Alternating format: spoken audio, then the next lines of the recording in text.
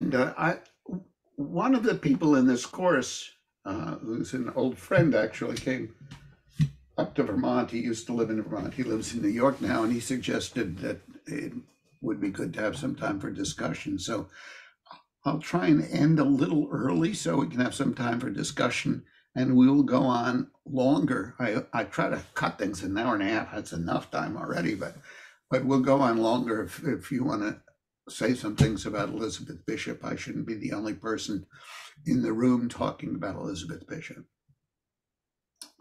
Uh, First, I have a few announcements. When you get to be a teacher in a classroom, you get to make announcements.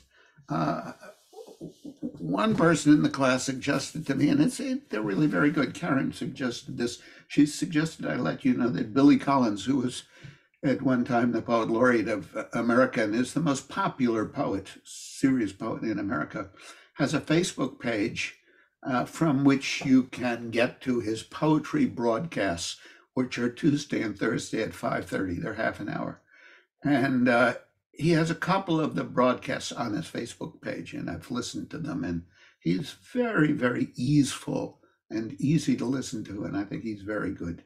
So I would just pass that along from one of the students in the class. Another student in the class had suggested that maybe some of you write poems and would like to share poems with each other. And so if you would like to share poems and do a kind of online poetry workshop with no teacher, and I'm not going to be in it, just write me and I'll put you all together with each other. A third announcement is that this draws to a close this short course on 4 New England poets, and I'm going to do 4 American poets. These New England poets are all superior poets. There's no way that anybody's going to talk about the finest of American poets and not include Emily Dickinson and Robert Frost and Wallace Stevens and Elizabeth Bishop. So it's just a way to divide things up. And the 4 American poets are equally fine poets. And in that, we will be doing first Walt Whitman and then William Carlos Williams and then Gwendolyn Brooks from Chicago, and then A.R. Ammons from North Carolina, New Jersey, and upstate New York. So you can sign up for that on the OLLI page, and it's the same way you did this. You don't have to rejoin OLLI. It's free if you're a member of OLLI. Um, One other thing I want to say at the beginning before we plunge, hopefully deeply into Elizabeth Bishop, is that it's work kind of preparing a course, and I worry about it, and I read the poems, and I prepare the PowerPoints, and worry about it some more, and I practice, and my wife puts up with it all, and it's very difficult because it consumes our household life. So I just wanted to say that I love my wife, and she is responsible for all the good things that happen in this poem. That's her. That's her off the coast of Maine. The last years of Elizabeth Bishop's life, she lived in Maine, and here is, she'll be amazed at this, a picture of her when we got married. If you uh, look at it, she doesn't look very different. I look very different. That's me. That strange guy in a white tuxedo. Anyway, here's Elizabeth Bishop. Um, here's a picture of her as a younger woman. Very brief on her biography. I haven't read as widely in her biography as I could. She is a New England poet in that she was born in New England. Uh, Her father died when she was very young, before she was a year old. Her mother was institutionalized for mental illness. So she moved to her maternal grandparents in Nova Scotia. Then she moved back down to Worcester, Massachusetts. And one of these poems is set in that time in, I guess, when she was 6 or 7. But she didn't like it there. So they sent her to her aunt and uncle on her mother's side, and then she lived with her grandparents on her mother's side.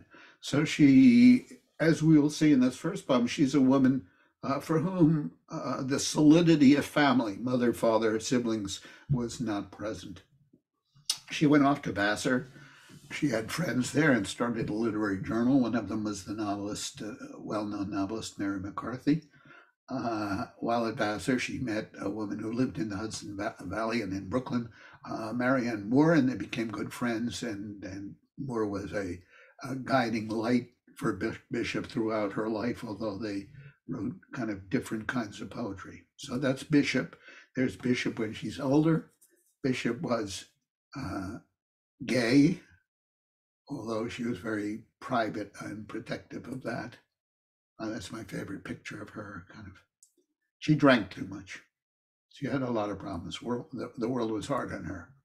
This first poem is a wonderful poem. It seems deceptively simple. It's called Filling Station. A filling station, as you know probably, is a gas station. And it's a poem that's set in a past time. She's going to write about an Esso station. Esso, where the initials are Standard Oil.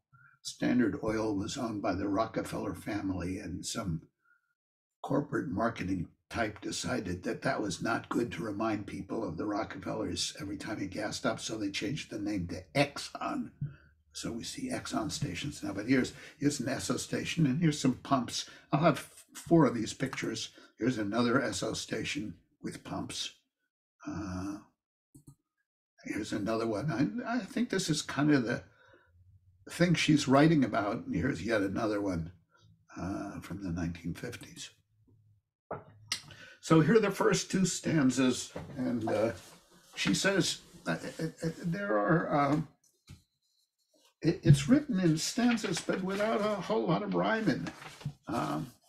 So we're not going to talk about rhyme. We'll talk about rhyme later.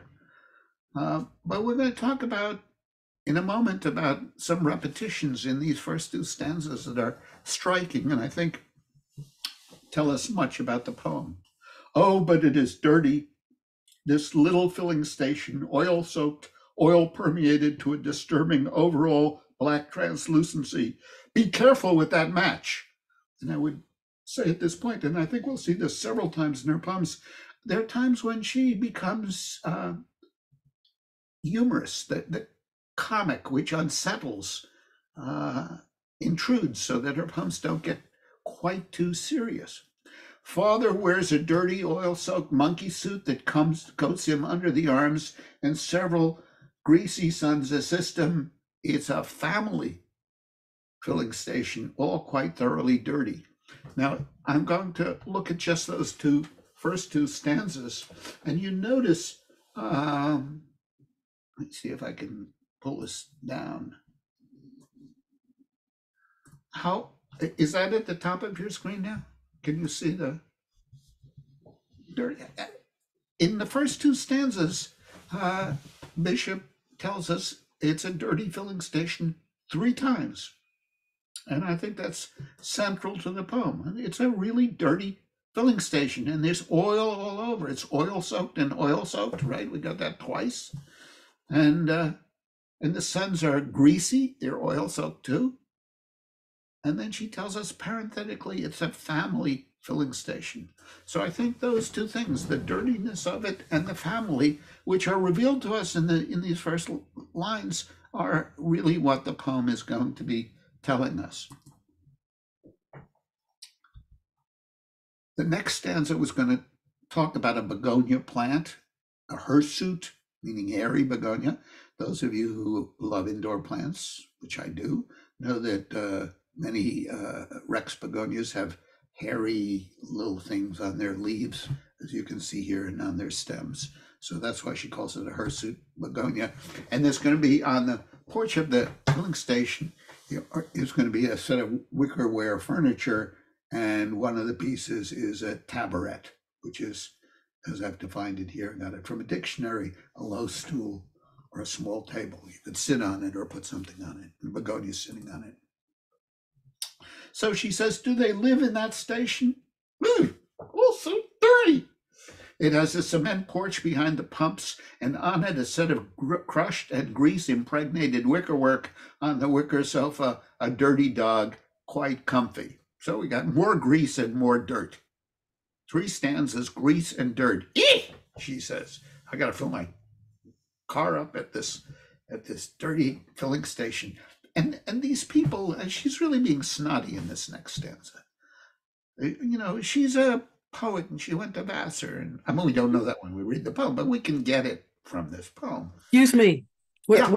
we're stuck on the first 2 stanzas on this. Oh, that's because I moved things around. Thank you. Are we better now? Down. No, not yet. Do we have anything? No, it's still the first 2 stanzas. Okay, I'm gonna. Oh, my screen sharing is paused. I'm sorry for that. I don't know how to unpause it. No worries. It's Stop share. Now I'm going to do it again, and then we're going to do it better.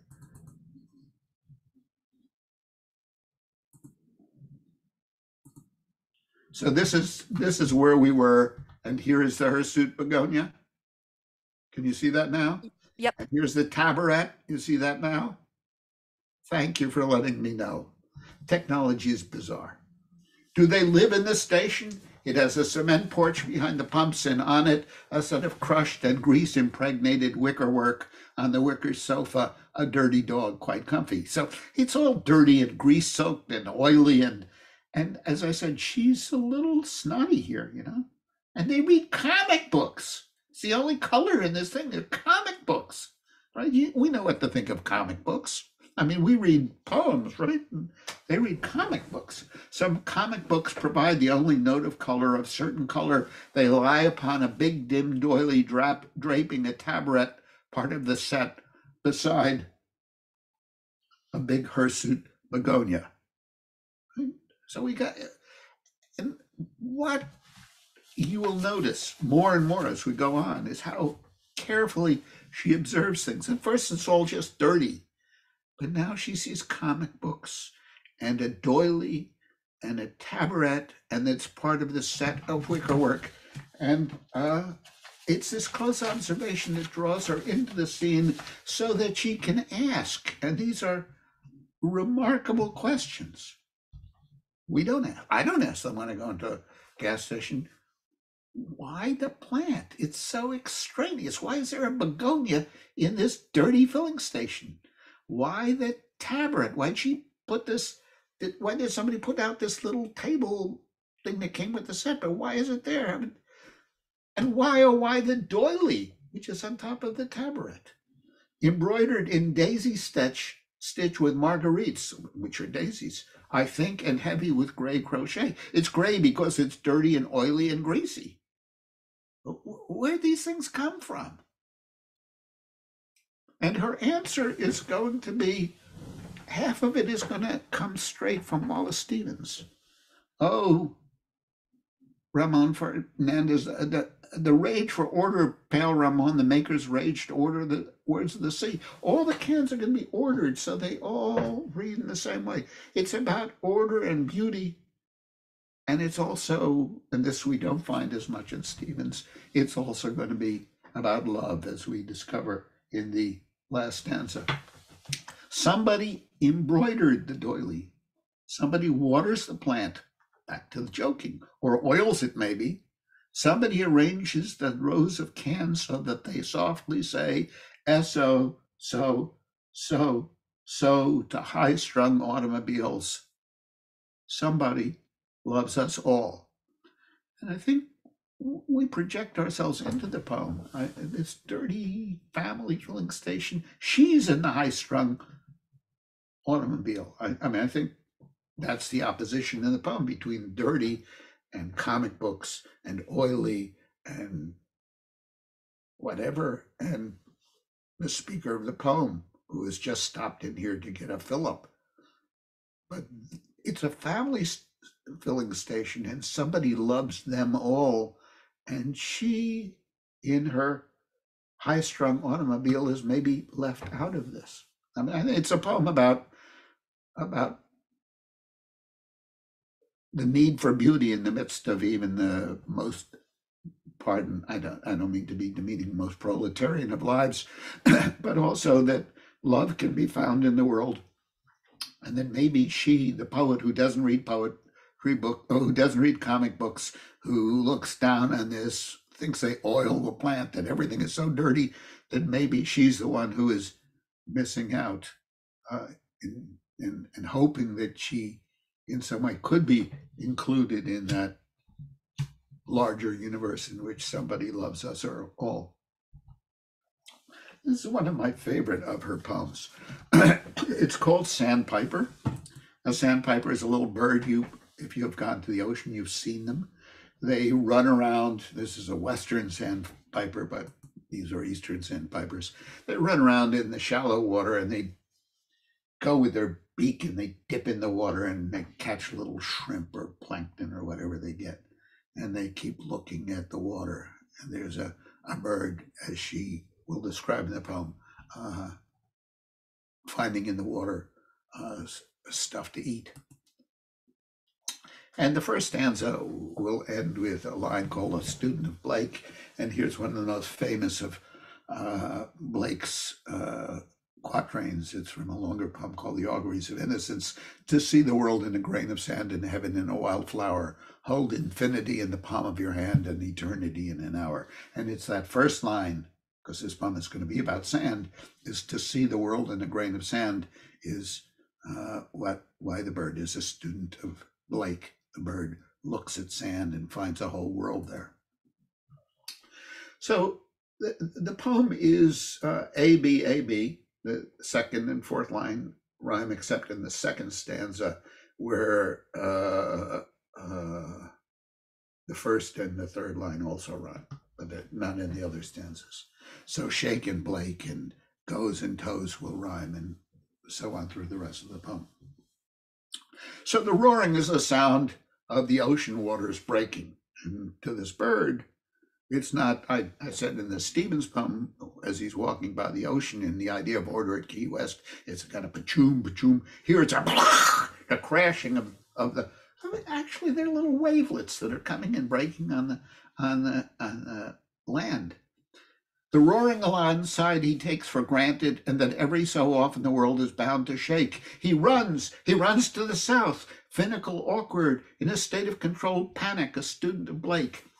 And let me just stop here and say it's an incredibly perceptive portrayal of this bird that is running through the water, finical, awkward, in a state of controlled panic. That is what the birds perhaps look like. And as the poem goes on, and this to me is stunning. It happens seldom in what we read. She moves from looking at the bird to becoming the bird.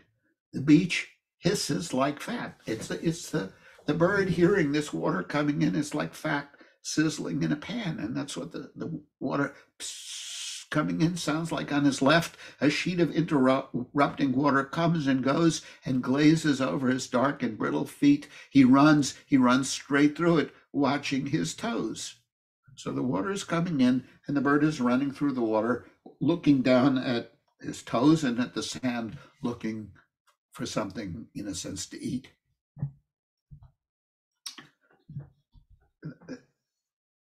Happens seldom in poems. Robert Frost does this in Birches. He corrects himself. And I think, as I have been thinking about it, she has a lot in common with Frost. It surprises me. So she corrects herself. He runs straight through it, watching his toes, she's corrected herself, the spaces of sand between them where no detail too small, the Atlantic drains rapidly backwards and downwards. As he runs, he stares at the dragging grains. So she's observing him and observing that the Atlantic, this huge ocean, is draining as the wave has come in, slid up the shore, and is sliding back rapidly backwards and downwards. As he runs, he stares at the dragging grains. And I think of when I've gone to the beach, if you stand in the water that comes in and goes out, you can actually feel the dragging grains. Your feet sink deeper into the sand as the water going out takes a few grains of sands with it.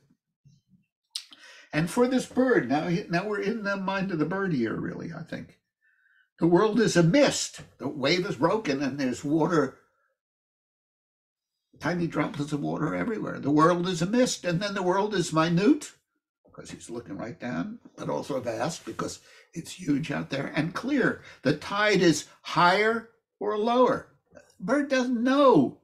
I mean, I know when I go to the beach, I see either the seaweed is out high up on the sand and the water has retreated from the high water mark, or the water is going right up to where the seaweed is, so the tide is coming in. We all know that. We can figure it out. Bird is only interested in looking at that water and seeing what he can find to eat. The world is a mist, and then the world is minute and vast and clear. The tide is higher or lower. He couldn't tell you which. His beak is focused. He is preoccupied. If you think back to Emily Dickinson, the last line of that poem we did, "I Tie My Hat, I Crease My Shawl," she talks about how she needs to be incredibly focused to keep her senses on. And he's focused. He's focused on the grains of sand, looking for food, I guess, for something. Poor bird, he is obsessed. And I think our first response is to say the bird is obsessed. It can only see the sand. It can't even tell when the tide is coming and going. It doesn't know how big the Atlantic is. It doesn't know anything. But that's not Bishop's view. She sees the sand like the bird sees the sand. Poor bird, he is obsessed. Obsessed is not a good thing, right? And so she says that poor bird, he is obsessed. The millions of grains are black, white, tan, and gray, mixed with quartz grains, rose, and amethyst.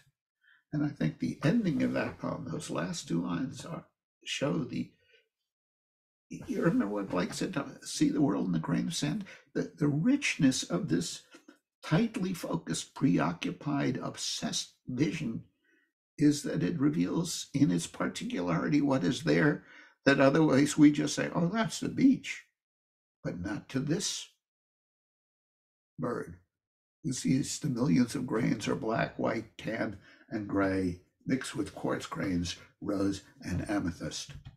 And there's a photo I found on the web of what happens if you look at the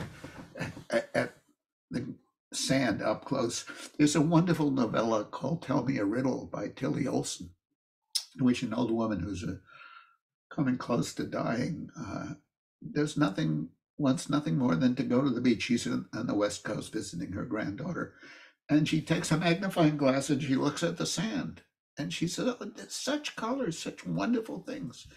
So what we take from this poem is that close observation, incredibly close observation, may leave out a lot of things. The bird can't tell us whether the tide is high or low, or whether it's coming out or going in. The world is either full of water vapor or it's not. But the bird, even as it looks, even as it runs through the water hissing like fat, the bird sees in its particularity the glory of the world. That's a little much, but it is the glory of the world, right? The millions of grains are black, white, tan, and gray, mixed with quartz grains, rose, and amethyst, that red and purple that one can see when one looks at the sand up close. So this is a poem about close observation, and those who observe closely can see things maybe that other people don't see. This is another poem about close observation. It's called The Fish. And you'll have to pardon me because the second of these photographs, this is what the fish looks like. It's grayish. The second one, I had a woman holding up a fish and the fish is white, but it's not a white fish in this poem. But she's out fishing in a little rented rowboat and she hauls in, it's like Moby Dick, or it's like the old man in the sea. She hauls in the biggest, oldest creature in the sea, and observes it closely. So it begins with the fish is tremendous. It's huge. I caught a tremendous fish and held him beside the boat, half out of water, with my hook fast in a corner of his mouth. And unlike Moby Dick, unlike the old man in the sea, he didn't fight. He hadn't fought at all. He hung a grunting weight, battered and venerable and homely. Look at those wonderful adjectives. He's beat up by his existence. He's venerable and old. There'll be a five-haired beard of wisdom later on. And he's kind of homely. Like, he's going to talk about it. His skin looks like old wallpaper. Here and there, his brown skin hung in strips like ancient wallpaper, and his pattern of darker brown, glasses on, and his pattern of darker black brown was like wallpaper, shapes like full-blown roses stained and lost through age. And here we have like wallpaper shapes, like full-grown roses stained and lost through age. So the skin of the fish is like old wallpaper. And he was speckled with barnacles. This is actually not a fish. I think it's a manatee, but he was speckled with barnacles. He's been in there so long that barnacles have grown on him, little rose blossoms of lime. And also, because she's looking very closely, his tiny white sea lice and the frightening gills fresh and crisp with blood that can cut so badly. If you pick up a fish, you can actually cut your hand on the sharpness of these parts of the fish that are outside the gills. And then she says, and she talks about the terrible oxygen. When the fish is out of the water, it can't get oxygen through the water. Fish die in the air. They have too much oxygen. And she sees inside the fish, even though the fish is not, she's seeing inside. She's seeing that fish carefully, the dramatic reds and blacks of his shiny entrails. She knows what the inside of a fish looks like, although she hasn't cut open this fish. The swim bladder, which I didn't even know existed, but here's a swim bladder, and here's an illustration of a swim bladder. And the big pink swim bladder like a big peony. So she's looking not only at the outside of the fish, but envisioning the inside of the fish, including, those of us who have eaten fish off the bone know how the fish is packed in between, the flesh is packed in between the bones, and she sees its skeleton and its insides. It's a remarkable feat of the imagination, which penetrates beneath the exterior to see the interior, and then she'll see the exterior, which is the eye of the fish. He was speckled with barnacles, fine rosettes of lime, and infested with tiny white sea lice, and underneath 2 or 3 rags of green weed hung down, while his gills were breathing in the terrible oxygen. Already, I think, explained why the oxygen is terrible. The frightening gills fresh and crisp with blood that can cut so badly. I thought of the coarse white flesh packed in like feathers. Let me just turn this. The big bones and the little bones, the dramatic reds and blacks of his shiny entrails, and the pink swim bladder like a big peony. And now she's going to look at his eyes. I looked into his eyes. Now she's seen inside. Now she's going to look at. She's looking at it, and it's looking, but not at her. I looked into his eyes, which were not human eyes, far larger than mine, but shallower and yellowed. The irises backed with tarnished tinfoil, seen through the lenses of old scratched isinglass. Isinglass was thin sheets of mica used. Mica comes in sheets, and if you get it very thin, you can put it in windows. It's before they had window glass. So that's, they shifted a little, these eyes, but not to return my stare. The fish is just got eyes, but it's not looking at her. She's looking at it, but it's not looking at her. It was more like the tipping of an object toward the light. And here's the eye of a fish. And you can see why she's talking about isinglass and tarnished tinfoil and yellowed. And I just found an eye of a fish.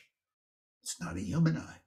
I looked into his eyes, which are far larger than mine, but shallower and yellowed, the irises backed and packed with tarnished tinfoil seen through the lenses of old scratched isinglass. So she's observing this fish with incredible care.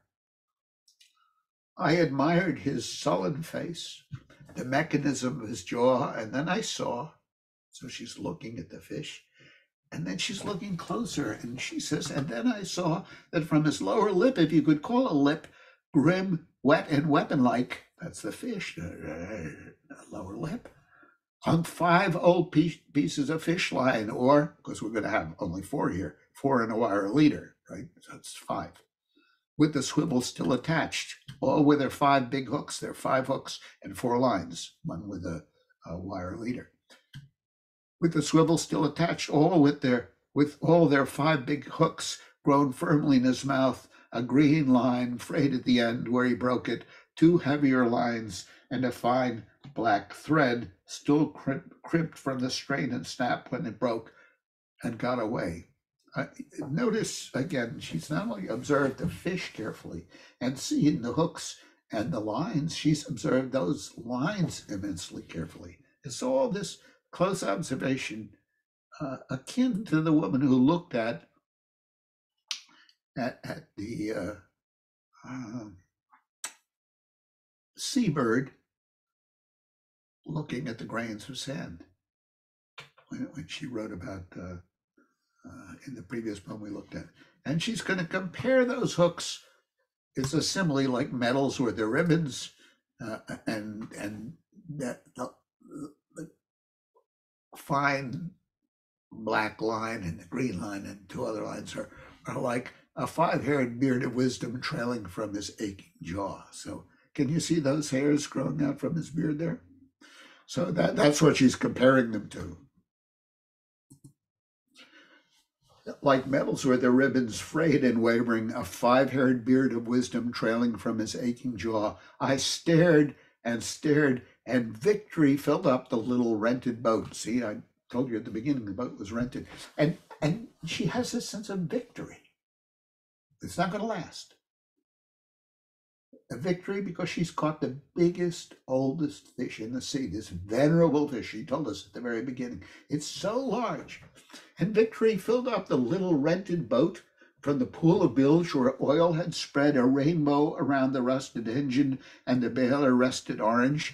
And we know what that rainbow is. It's that little bit of oil that is on top of the water, the bilge that is in the boat. And when the light hits this very thin film of water, it flashes prismatically back at her, almost like the colors of a rainbow. So she says, I stared and stared, and victory filled up, the little rented boat from the pool of bilge where oil had spread a rainbow around the rusted engine and the baler rusted orange. Everything has been rusted. The oarlocks on their strings, the gunnels, until everything took on the sheen of the oil on the water, was rainbow, rainbow, rainbow, and I let the fish go. Now, we know why she lets the fish go. She had the victory, but so many other people have tried, and the fish has endured, and it didn't fight back. But she recognizes a fellow creatureliness in it. And in fact, this is an allusion, a fancy literary term, to one of the most famous, most important passages in the Bible. So there's a rainbow, right? You remember what James Baldwin said? I mean, he had a different view. He said, God gave Noah the rainbow sign, no more fire, no more something, the fire next time, right? And here's how it reads in the Bible. And God said, this is a sign of the covenant I am making between me and you and every living creature with you, a covenant for all generations to come. I've set my rainbow in the clouds and will be a sign of the covenant between the heaven and the earth. This is God's covenant with human beings, with Noah, with all of us, that we're all living creatures, and he, God, has to sign an agreement not to treat us unmercifully. Whenever the rainbow appears in the clouds, I will see it and remember the everlasting covenant between God and all living creatures of every kind upon the earth. And so we have, wait a minute, I wanted to go.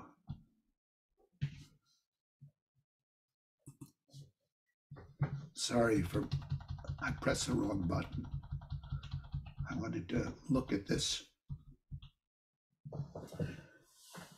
And victory I stared and stared, and victory filled up the little rented boat. From the pool of bilge where oil had spread a rainbow around the rusted engine to the baler rusted orange. The sun cracked thwarts, the oarlocks on their strings, the gunnels, until everything was rainbow, rainbow, rainbow. And I let the fish go. And I don't think we need to know that passage from the Bible to understand this poem. I think it helps. I think many people know it. It helps. But it's also, if we didn't know the Bible, there's this rainbow, this thing that links far apart things, and it's gorgeous. And she thinks, yes, I have this fish, and we're linked, and it in its own way is maybe not gorgeous, but it's a living creature, and I let it go. So that's the fish. I wasn't going to include this poem, but I cited it in a previous class, so I figured I'd do it. The bight, a bight is a curve in a coastline, and she wrote it in parenthesis, and the title is on my birthday. And she actually asked that the last two lines of this poem be put on her gravestone as her epitaph. So let's look at this poem. Again, it's going to be a poem of great close observation. It starts off with marl, white crumbling ribs of marl. Marl is a mixture of limestone and clay, and here the marl is beneath the water. I've given you a dried out marl. At low tide like this, how sheer the water is. White, crumbling ribs of marl protrude and glare, and the boats are dry, the pilings dry as matches, absorbing rather than being absorbed. The water in the bight doesn't wet anything. The color of the gas flame turned as low as possible. One can smell it turning to gas. So she can somehow, what she sees becomes what she smells.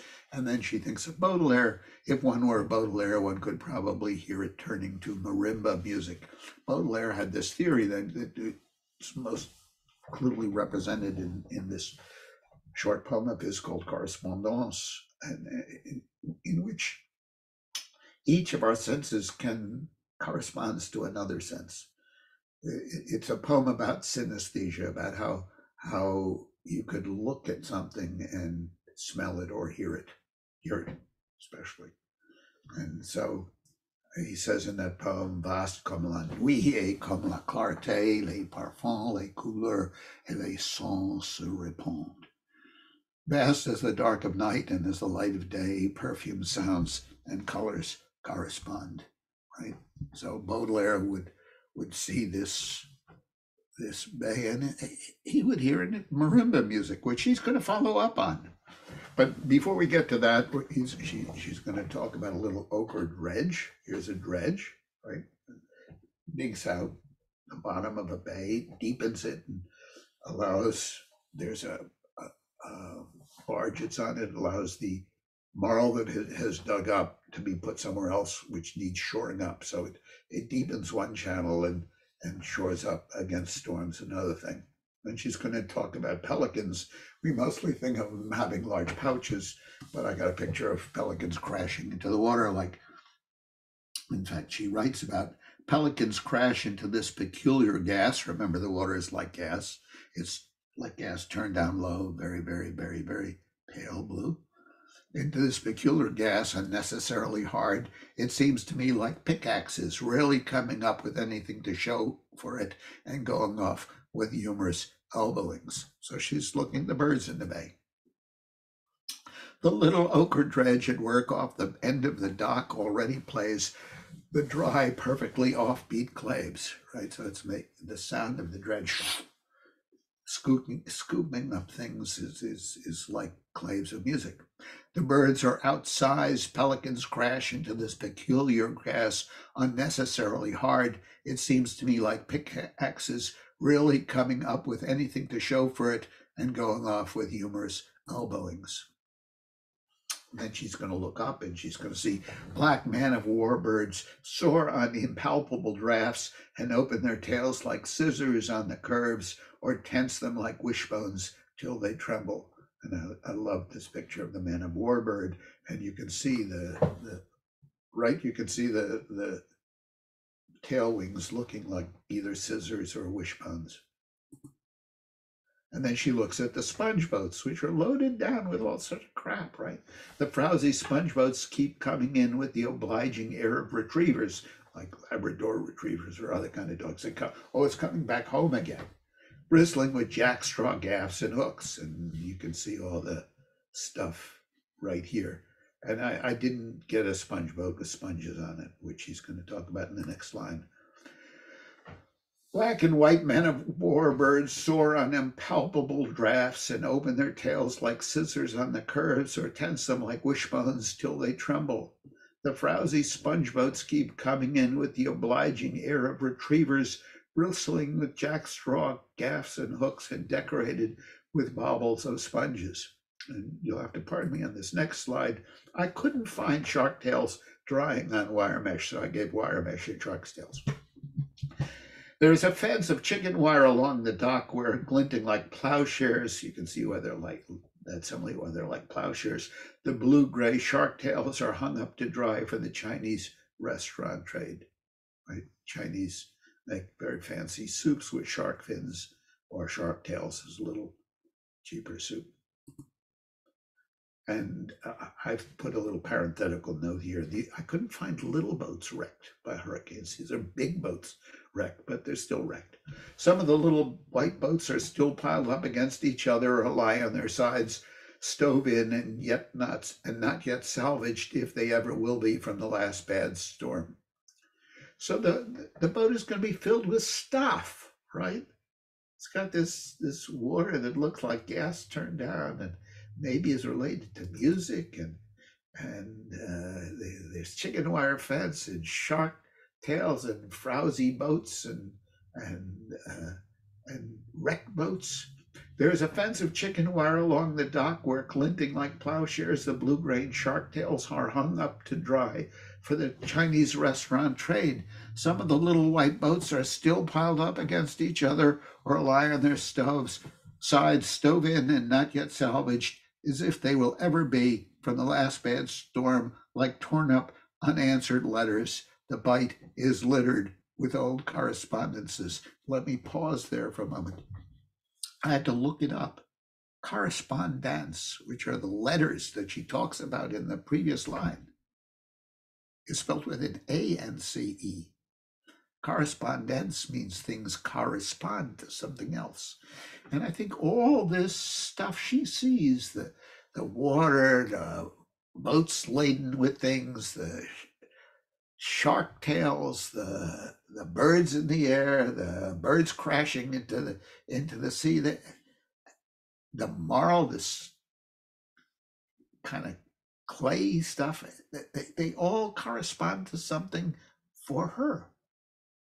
So the correspondence is here. This word is both refers back with a different spelling, and I had to look up the text in her collected poems to make sure she meant it with an E. It refers to the torn up letters, they're messages of the destructiveness of the world, right? There are these little white boats stacked up after a hurricane, but they also correspond. And then she says, it's a wonderful ending to me. Click, click goes the dredge and brings up a dripping jawful of marl All the untidy activity continues, awful but cheerful. And that was, in fact, her epitaph. And all the untidy activity continues, awful but cheerful. It is the ability. This is a pretty remarkable poem. She looks at everything, and instead of saying, "Oh, the sea is wonderful, and the palm trees bend over the bay, and the waves crash gently against the sand," she sees all this junk, and that's what her life is. These things all correspond to her life. Awful things. They're destruction and wrecks and mud and birds that don't catch anything. Awful but cheerful, because it's activity. It's untidy, but it's activity. Next, we come to First Death in Nova Scotia. I mentioned at the beginning that she spent some of her early youth in Nova Scotia with her maternal grandparents. And this is a pretty amazing poem to me. I find her often astonishing. Her as a poet, we'll get to shortly, but her capacity, her imaginative capacity to retrieve things that we don't retrieve is really immense. And First Death in Nova Scotia seems to me a poem like that. Those of you who took a course I taught last fall, I talked about Wordsworth and a poem of his that I like very much called "We Are Seven," from his lyrical ballads. And the poem is about a man goes out walking and he meets this girl and he says, "How many are you?" And she says, "We are seven." And he says, "Well, where are they?" And she talks to her about her brothers and sisters, and she says, two lie in the graveyard. He said, "Well, those are dead. So you're only five, not seven. It's pure arithmetic." And she said, No, we're seven. And the poem illustrates me. It's very simple. It's a ballad. It doesn't seem like much, but it shows that Wordsworth understands that children do not think like grown-up people. They don't do arithmetic.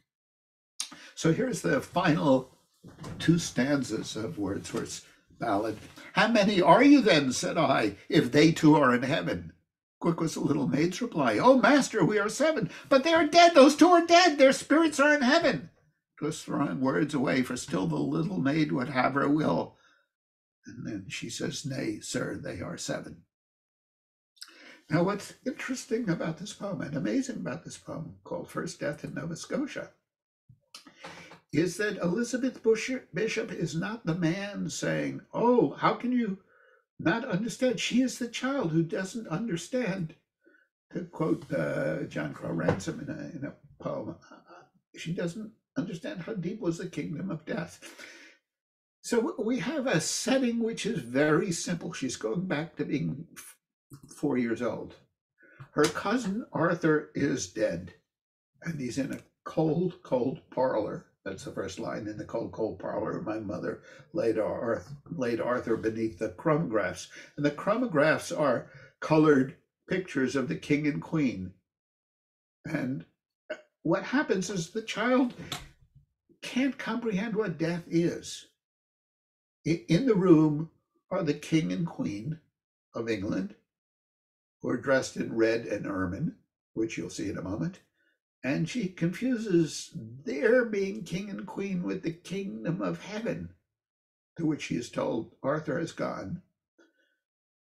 And she's told Arthur is dead, and she knows there's a dead loon, which is a kind of a duck-like bird that lives on lakes, that is stuffed on a white marble table, and it has red eyes, and red and white are going to be very important in this poem. The robes are trimmed with ermine, and the red of the robes is going to remind her of the maple leaf, symbol of Canada, which is also turned red in the fall by the frost, Jack Frost. And frost is going to come into her mind because the bird on the table and the little boy in the coffin looked like nothing so much as a cake. And finally, the white loon of the white of the loon's breast and the lake on which it swims, and Arthur was very white, and I can't read all this, so I won't. You can read it, all these white things. So she's going to build up of these three things or four things. Jack Frost and the symbol of Canada, the king and queen in their robes, the loon who is stuffed on the white marble table, and uh, dead cousin Arthur, who holds a little lily which she has given him. And she's trying to make sense of it as a 4-year-old. It's called, remember, First Death in Nova Scotia. And here's the loon. You notice there, the loon has a very red eye. And here's King George and Queen Mary, who are on the wall in lithographs, in colored lithographs, and the red and white robe. You see the red robe and the white ermine, right? And there's a stuffed loon. And there's another stuffed loon. You notice the red eye. Kids notice things like that, like, oh, red eye. There's a marble table that the loon is on. And there's the symbol of Canada, which is the maple leaf. And the poem is going to talk about the maple leaf forever, which is actually the song of Canada. It's the national anthem of Canada. Was once, before God Save the Queen. It was originally the national anthem of Canada. So here's this. This poem is, I find, we're back to being 4-year-old children trying to make sense of the world, and I think what she does in that is pretty phenomenal. In the cold, cold parlor, my mother laid out Arthur beneath the chromographs, Edward, Prince of Wales, with Princess Alexandra, and King George with Queen Mary. Below them on the table stood a stuffed loon, shot and stuffed by Uncle Arthur, Arthur's father. And I just want you to notice this. We're going to get into this more later. Bishop didn't write many poems, and she worked them over and over and over. And she had studied music in college. She's unbelievably musical. So there are identical rhymes in the first line, the cold and the cold. And parlor is a kind of a rhyme with Arthur. And Arthur here is going to rhyme with father at the end, and also with identical rhymes with Arthur and Arthur. And stuffed are identical lines, and prince and princess are rhymes. So there's a lot of rhyme here, whereas it seems like, let me go up a page, it seems like she just wrote it out. In the cold, cold parlor, my mother laid out Arthur beneath the chromographs, Edward, Prince of Wales, with Princess Alexandra, and King George with Queen Mary. Below them on the table stood a stuffed loon, shot and stuffed by Uncle Arthur, Arthur's father. Since Uncle Arthur fired, so we get Arthur a third time. Since Uncle Arthur fired a bullet into him, he hadn't said a word. The loon, the dead loon, was killed by a bullet. That's a dead loon, and there's a dead Arthur. And how are they related? She's trying to figure out death at 4 years old. He kept his own console on this white frozen lake, the marble top table. So the loon is on a marble top table, and it looks like it's a lake, and it's white. His breast was deep and white, and Arthur is decked out, as you'll see, in white.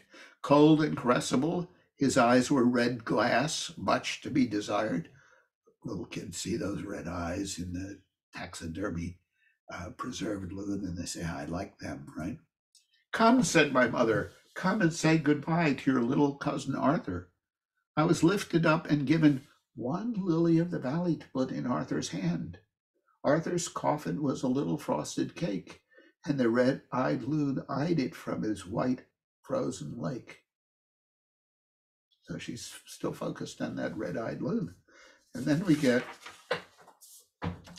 Arthur was very small. He was all white, like the rest of the loon, like the table. And the loon is dead, like Arthur is dead, like we'll find out later on, like the snow outside. Arthur was very small. He was all white, like a doll that hadn't been painted yet. Jack Frost has started to paint him the way he always painted the maple leaf forever. Right? That creeps in because that is the song that people sang when she was a child. And he's got a little red in his hair. I guess his hair is somewhat red. Uh, he had just begun on his hair, just a few red strokes, and then Jack Frost had dropped the brush and left him white forever. So we have white and red, and the white of the loon of the dead loon, and the red eye of the dead loon, and the white of the table, and the red of the symbol of Canada. And now we get the final stanza. The red, of course, of the and white of the ermine and red capes of the king and queen. The gracious royal couples were warm in red and ermine. Their feet were well wrapped up in the ladies' ermine trains. They invited Arthur to be the smallest page at court. I'm sure that's what she was told. He's gone to the kingdom of heaven, and he's going to serve the king, and he'll be the smallest one there, but everyone will be of service in heaven and will be glad to be there.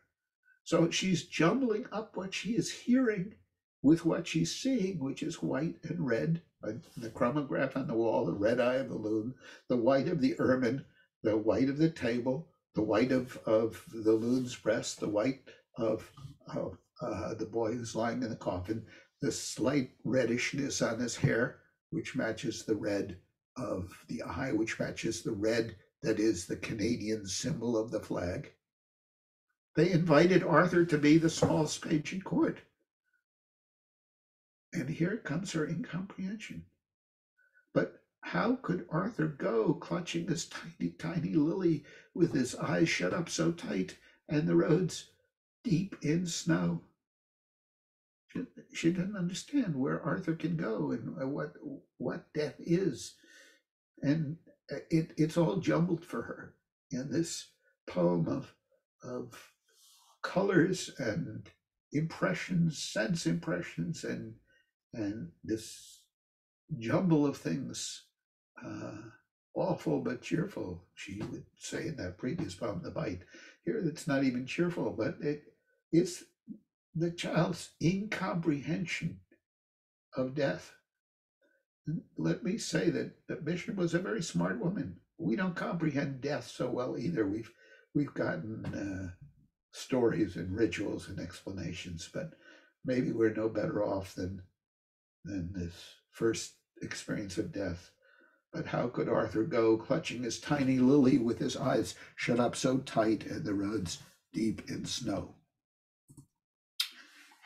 Now we come to my two very favorite of Bishop's poems. This is called In the Waiting Room, and I'm going to start with some pictures. I think in the back of her mind, she may have had this very famous exhibition. The poem is written 10 years after this, called The Family of Man, which was held at the Museum of Modern Art, I think, which showed how people all over the world were linked up in some way or another. And I think what's so amazing about this, I just learned this last week, is that the designer of this book, of the cover and the book itself and the exhibit, was a man named Leo Leone, who wrote a bunch of children's books, which some of you may have read to your children, Swimmy, and there's one about a mouse. And Leo Leone's son, Manny Leone, lives in Burlington. He's a friend. It's just the world is such a strange and complicated place. But anyway, she's not going to talk about The Family of Man. She's going to talk about National Geographic. As those of you who are older will remember, in the early days one went to doctor's offices and there were magazines to read. And these days it's People magazine, but in those days it was always National Geographic. And my doctor had Arizona highways in it. So here are some National Geographic magazine covers, and she's going to refer to the yellow borders, and there are clusters and there's a globe, and I'm just going to go through a bunch of them. These are all, and this is the cover from the time she's writing about, February 1918, and the first article here is about volcanoes in Alaska. So she's going to talk about the volcanoes in Alaska, and we're going to get a volcano in here. But she's thinking really of another National Geographic, which I could not locate, of these explorers, white explorers in the dark continent. It's very imperialistic, called Osa and Martin Johnson, who went to Africa and encountered natives and especially pygmies. And so I'll show you some of the pictures. There they are. They're the kinds of people they photographed and did documentary movies of. There's a tribe of pygmies. And there's Osa and Martin, and they're wearing pith helmets. And there are two people that they photographed. And she says in the poem, she's going to talk two references: babies with pointed heads wound round and round with string. Babies' heads were wound with string because it was thought by the African peoples who did this that they would make a larger brain cavity, and therefore the brain could be bigger and they could be smarter. So she's going to talk about that. And she's going to talk about black naked women with necks wound round and round with wire, like the necks of light bulbs. And this woman is not naked, but it's a way of elongating the neck. You know, people are shaped by certain physical practices so they can meet certain standards of beauty. In China, they thought little feet were wonderfully beautiful, and so nobly born Chinese women would have their feet bound. In Africa, they would have some tribes would have their necks bound round with wire, so their necks would be elongated. Here's Osa Johnson, and you'll notice among this tribe of pygmies that they're naked from the waist up. And that's what's going to occur to this girl in the waiting room. She says, and let me go back to that. Their breasts were horrifying. I read it straight through. I was too shy to stop. To me, that's one of the central lines in the poem. There are a bunch of central lines. And there's some more Osa Johnson encountering a woman here dressed more, but with naked breasts. And there are more with Osa Johnson with naked breasted women. And there are a lot of pygmies, some of whom are women like here with naked breasts. And here are women with naked breasts. And what she's going to do, she's sitting in a dentist waiting room while her aunt is in with the dentist, and she's reading the National Geographic. And as some of you may recall, I mean, before the days of Playboy and the days of the World Wide Web with its pornography, people could encounter naked people, especially women, or half-naked women, in National Geographic. And they were often in doctors' offices and dentists' waiting rooms. And there's a volcano I referred to that's in the 1918 version of National Geographic. What is inside erupting. And then the whole poem is about an eruption of something that is within her that she did not know. And she's sitting in a waiting room. I couldn't find an appropriate picture, but this is close to it. It's a waiting room in a dentist's waiting room. These are people younger than the people she's among, but they're wearing winter clothes. She's going to say they're wearing, parkas and overcoats. And later in the poem, she can't look above their knees. So this is in the waiting room. I should mention this is a late poem of hers. And it's very usual to say of her that, unlike Robert Lowell, who was her good friend, and his students, Sylvia Plath and Anne Sexton, she did not write confessional poetry. She did not write about her sex life and her parents and her inner demons. But I wonder if this isn't somewhat confessional. It is a poem. It's not so much confessional. It delves into the very deeply personal. It is a poem about a remarkable time in in her life. I think it's the most important moment as she presents us to us here in her life. She has what James Joyce would later call an epiphany. She has this extraordinary realization as she's sitting in a dentist waiting room, and the epiphany comes in phases.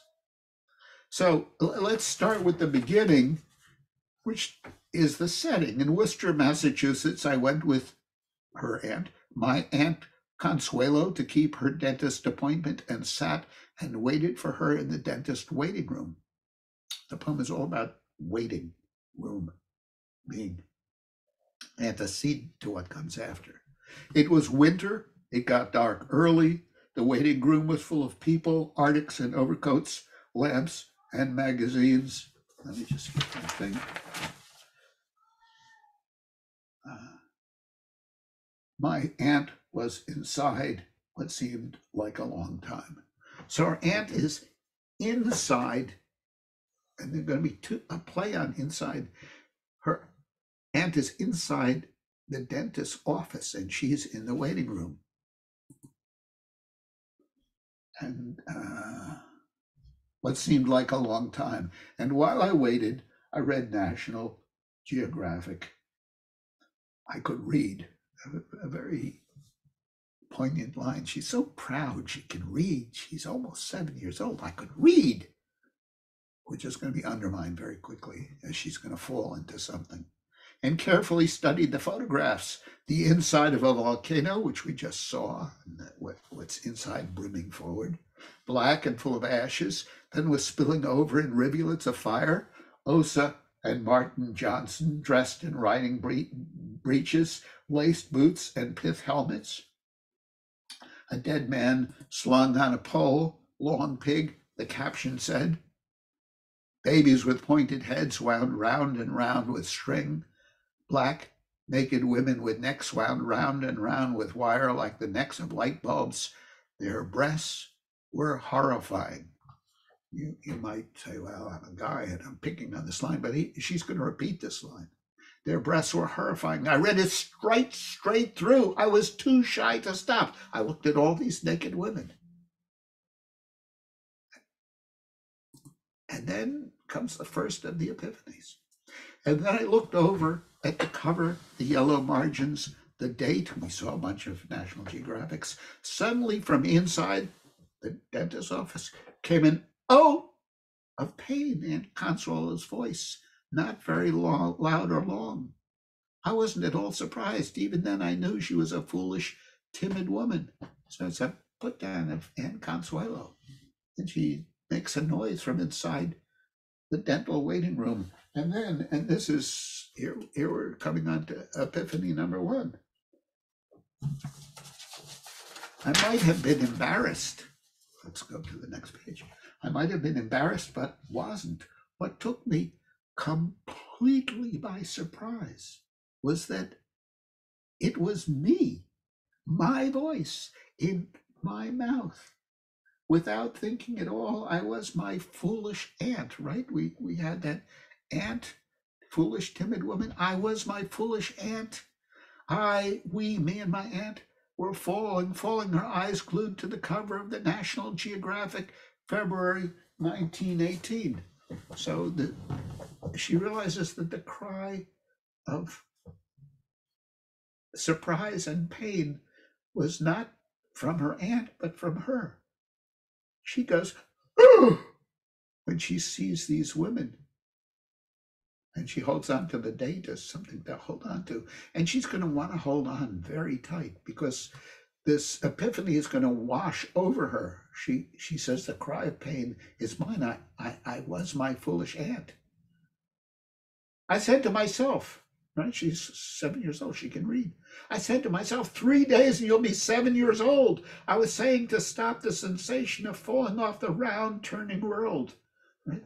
It's a sensation of vertigo and of feeling like she's falling. I said to myself, 3 days and you'll be 7 years old. I was saying to stop the sensation of falling off the round, turning world into cold blue-black space. But I felt, and against this sensation of falling into what? Having breasts, being an adult, being a woman, being part of the human race, even though some of the human race is black and some is white. It's all of those things, I think. And against that, she says, I am me. It's me. But I felt you were an I. You are an Elizabeth. You're one of them. Why should you be one too? So she comes upon this mystery. She tries to assert herself, that herself is not so different from other cells, including the cells of women with bare breasts, including the cells of people who live in Africa, including grown-ups. I scarcely dared to look to see what it was I was, and now we're back in the waiting room. I gave a sidelong glance. I couldn't look any higher, right? And all these people in parkas and overcoats. She says, I gave a sidelong glance. I couldn't look any higher at shadowy gray knees, trousers and skirts and boots and different pairs of hands lying under the lamps. I knew that nothing stranger had ever happened, that nothing stranger could ever happen. So she's full on in this age 3 days before 7, this epiphany of who she is. Why should I be my aunt? Remember the foolish, timid aunt? Why should I be that? Why should I grow up to be that? Or me? You are an I, an Elizabeth. Or anyone. What similarities? Boots, hands, the family voice. I felt in my throat. And so the boots and hands she's seeing in the waiting room, the family voice is the voice of her aunt in the dentist office, which came from inside, not from inside the dentist office, but inside her. The family voice I felt in my throat, or even the National Geographic with those awful hanging breasts. What similarities, the dashes are over, held us all together or made us all just one? How come we're all one, this family of man? I started with the museum exhibition. How? I didn't know any word for it. How unlikely that we should all just be one. I return to this line a lot in my life. I mean, so much of life is unlikely. How? I didn't know any word for it. How unlikely. How had I come to be here? Excuse me, let me check my thing. How had I come to be here like them and overhear a cry of pain that could have got loud and worse, but hadn't? How come I'm here? And how come I'm crying out, but also choking it back? And the recognition is, I think, that she is one of them. What similarities held us all together, or made us all just one? She and the grown-up world that she encounters in the pictures, that she encounters in the waiting room with the knees that she's looking at, that she encounters in her aunt, whose cry of pain, or foolish, timid aunt is her voice in her mouth. All these connections between the self and others, the self and adulthood, the self of being a woman with those awful hanging breasts, as she says, all of those things come to her. That near the end of the Scarlet Letter, I'm reminded Pearl, who's the daughter of Hester Prynne, says she realized that Hester realized that she would grow and be and move into the world and be a woman in it, and I think that's what Elizabeth Bishop is discovering here, that this is the end of her childhood and the beginning of her understanding she will be an adult. The end of what I guess Freud called polymorphous perversity.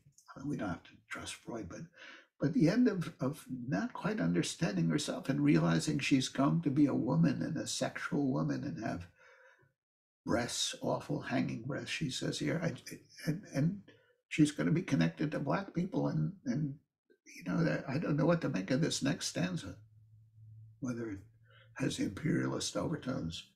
The waiting was bright and too hot. I was sliding beneath a big black wave, another and another. She's drowning in the waiting room as she understands she's going to be an adult and a woman and a member of the human race. That sounds awful, but another human being. And then the moment of epiphany, the moment in which her senses were so profound. There's a novel called The Magic Mountain by Thomas Mann. It's very long, and so I find it a little boring and a little overdone. But the main character is a man named Hans Castorp, and Thomas Mann said the novel is about a period of Steigerung, heightening. It goes up actually into the Alps to a sanatorium. And there are moments when our lives are heightened and we're aware of things. And then we go back into dull reality. Hans Castorp actually goes back to a world which is at war in the First World War. And I think that's what happens to her. She leaves the waiting room, goes back into the world where she is an I in Elizabeth, where things are factual, like the New York Times front cover, and not like the interior of a volcano or in the interior of Africa or in the interior of even National Geographic. Then I was back in it. The war was on outside in Worcester, Massachusetts, where night and slush and cold, and it was still the 5th of February, 1918. It's a very poignant still. It was still that, but she is, as Yeats would say in a famous poem of his, changed utterly. A terrible beauty is born. I think she's come to an awareness of herself. And I'm not going to define it for you. You can define it for yourself. You can say it's her coming of awareness of being a woman, or coming of awareness of being a human being, or coming of awareness of going to be an adult someday, or coming to awareness of being like others in her family, like her aunt, foolish, timid aunt. Whatever it is, she's back in the world and away from that experience, that interior experience of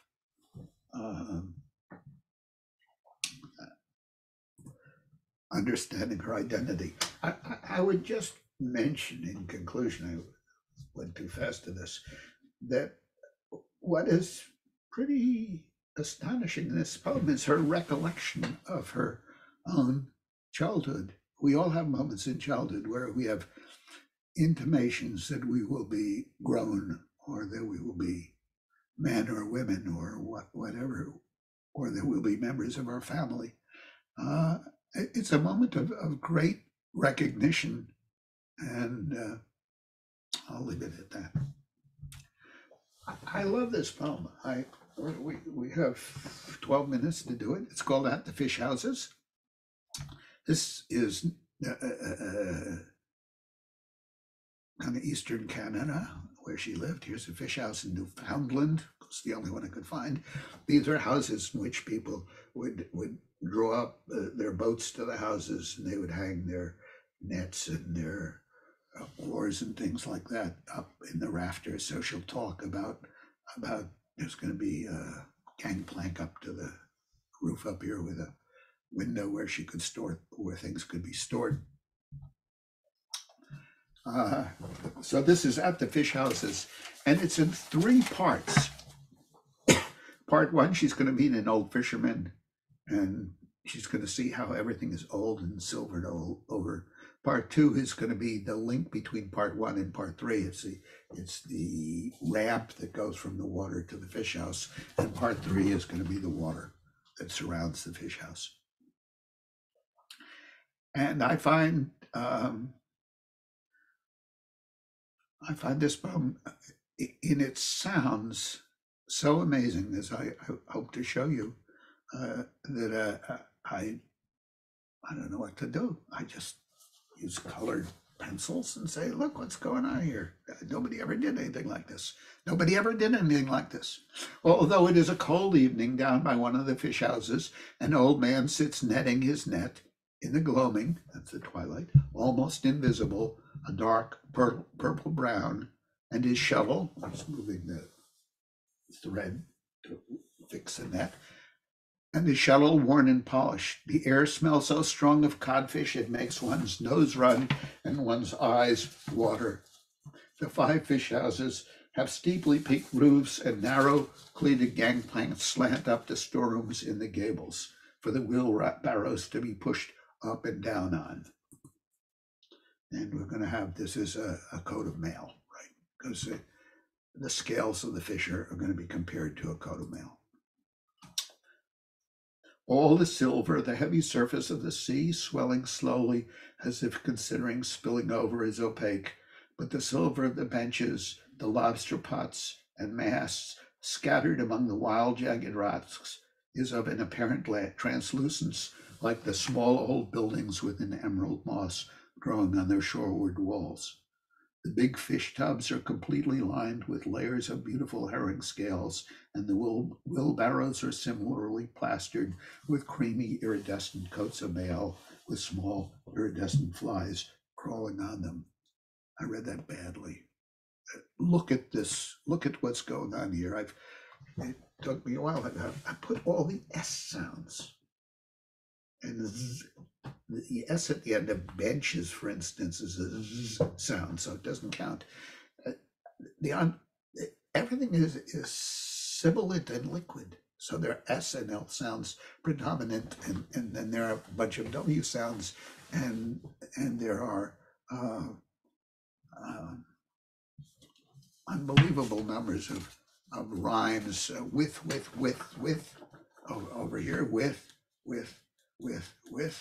and walls rhymes with small, rhymes with scales, these are slant rhymes. And so we get all these S's and sounds. All is silver, the heavy surface of the sea swelling slowly as if considering spilling over is opaque, but the silver of the benches, the lobster pots and masts scattered among the wild jagged rocks is of an apparent translucence, like small old buildings with an emerald moss growing on their shoreward walls. The big fish tubs are completely lined with layers of beautiful herring scales, and the wheelbarrows are similarly plastered with creamy iridescent coats of mail. Just a second. With small iridescent flies crawling on them. That's emphasizing the S's. And then we have all those liquid L's. Let me find where we are.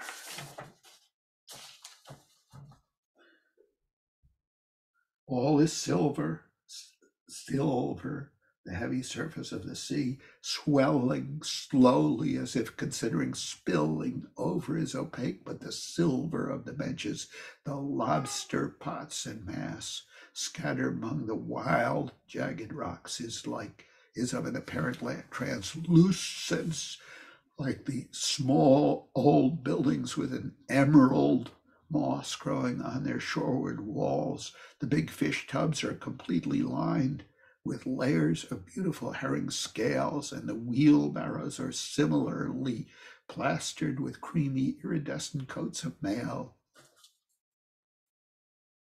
with small iridescent flies crawling over them. It's going to get better. I mean, she's going to do yet more. But the poets use alliteration, and alliteration sounds right. But she's worked on this, and everything here is silvered over. That's that first line, and then she comes. And we're going to give you some more pictures of capstan, because you can't pull a thing up. It uses the principles of leverage, and you can pull a boat with a rope around the capstan. Here's another capstan on a boat, and she talks about old wooden capstan, and they're going to share a cigarette, a Lucky Strike. Those are cigarettes. I'm not sure if they're sold anymore, but that was on the package of Lucky Strikes. And he's going to have old fish knives that have been used so much they've been worn away. Some of you may have knives in your house that have been worn from a lifetime of sharpening and use. And here's some old fish knives. So let me read this portion to you. Up on the little slope behind the houses, set in the sparse, bright sprinkle of grass, is an ancient wooden capstan cracked with two long bleached handles and some melancholy stains like dried blood where the ironwork has rusted. The old man accepts a lucky strike. He was a friend of my grandfather. We talk of the decline in the population and of codfish and herring while he waits for a herring boat to come in. So there are fewer people in Nova Scotia, and there are fewer fish, perhaps also. Well, he waits for a herring boat to come in. There are sequins on it. This is so beautiful. I don't know, when you say that, you just mean it's beautiful, and I hope you think so too. There are sequins on his vest and on his thumb. He has scraped the scales, the principal beauty from unnumbered fish with that black old knife, the blade of which is almost worn away. That's part one. And if we look closely at what's going on in part one, it's all silver, silvered over with time, the residue of time. Everything has been covered over by time, and there's an old man who knew her grandfather, and there's sequins from long ago caught fish over everything, and the knives are down to,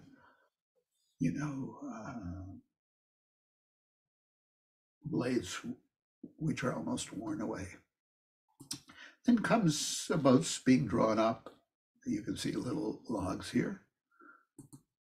Down at the water's edge, at the place where they haul up the boats up the long ramp, descending into the water, thin silver tree trunks are laid horizontally across the gray stones, down and down at intervals of 4 or 5 feet. I'm going to skip over that. I think it's a bridge section which bridges the land with its markings of time, all silvered and all liquid, and scales over everything, to that last part. And something's going to happen this last part. Bishop surprises me, and maybe I am getting her wrong here, but this is a very serious poem, and yet she has this whimsical moment in it. She says the water is so cold, it's element barely, she says, let me read the line here. It says, first line of the next stanza, cold, dark, deep, and absolutely clear element bearable to no mortal. So cold you can't get in this water, except Chino says seals are in it. And here's this one particular frisky seal looking at her straight on. So she sings in a song. It's kind of, I think, a humorous interlude in the poem. And I've emphasized this line with yellow because the same line is going to come at the beginning of the next part of this. The line is going to repeat itself, right? Cold, dark, she's talking about the water. Cold, dark, deep, and absolutely clear element bearable to no mortal, to fish and to seals. One seal particularly I've seen here evening after evening. He was curious about me. He was interested in music, like me, a believer in total immersion. So I used to sing him Baptist hymns. I also sang, "A Mighty Fortress is Our God." He stood up in the water and regarded me steadily, moving his head a little. Then he would disappear, then suddenly emerge almost in the same spot with a sort of shrug as if it were against his better judgment. Cold, dark, deep, and absolutely clear. And she's going to talk about seeing the dignified tall firs begin, bluish, associating with their shadows. And a million Christmas trees stand waiting for Christmas. She's going to see the trees behind her, but she's really focused on the water. And so again, she repeats this line: cold, dark, deep, and absolutely clear. The clear, gray, icy water. Back behind us, the dignified tall firs begin, bluish, associating with the shadows. A million Christmas trees stand waiting for Christmas. The water seems suspended above the rounded gray and blue-gray stones. I have seen it over and over the same sea, the same slightly, indifferently swinging above the stones, icily free above the stones, and then the world. If you should dip your hand in, your wrist would ache immediately, your bones would begin to ache, and your hand would burn, as if the water were a transmutation of fire that feeds on stones and burns with a dark gray flame. If you tasted it, it would first taste bitter, then briny, then surely burn your tongue. It is like what we imagine knowledge to be: dark, salt, clear, moving, utterly free, drawn from the cold, hard mouth of the world, from the hard mouth of the world, derived from the rocky breast, forever flowing, flown, and drawn. And since I don't have it here. Anyway, and since our knowledge is historical, flowing and flown. I told you I would talk about, and we'll have to end with this, about what can you say about this? Everything I put in yellow here is repeated. Everything that is yellow rhymes in this series of rhymes. Everything connects. It's this water. I don't know what to say about it. I really don't know what to say about it, except that there's nothing like it that I know of in the whole history of poetry, of words that resonate against other words, that resonate against other words. And it's about the same thing we encountered in part one. The time comes, and that's what the knowledge is about at the end, that everything passes, that nothing lasts, that everything keeps on going, and everything then is lost and gone. And since our knowledge is historical, flowing and flown. So let me end up by reading this stanza. I could maybe talk more about it, but I just find the sounds of it so amazing. And nobody's ever written anything like this. I've seen it over and over, the same sea, the same slightly, excuse me. I want to get the... I've seen it over and over, the same sea, the same slightly, indifferently swinging above the stones, icily free above the stones, and then the world. If you should dip your hand in, your wrist would ache immediately, your bones would begin to ache, and your hand would burn, as if the water were a transmutation of fire that feeds on stones and burns with a dark gray flame. If you tasted it, it would first taste bitter, then briny, then surely burn your tongue. It is like what we imagine knowledge to be: dark, salt, clear, moving, utterly free, drawn from the cold, hard mouth of the world.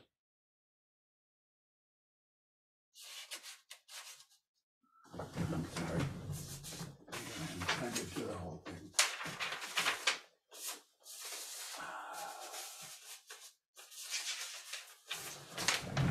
I'll read that again. It is like what we imagine knowledge to be: dark, salt, clear, moving, utterly free, drawn from the cold, hard mouth of the world, derived from the rocky breast, forever flowing and drawn.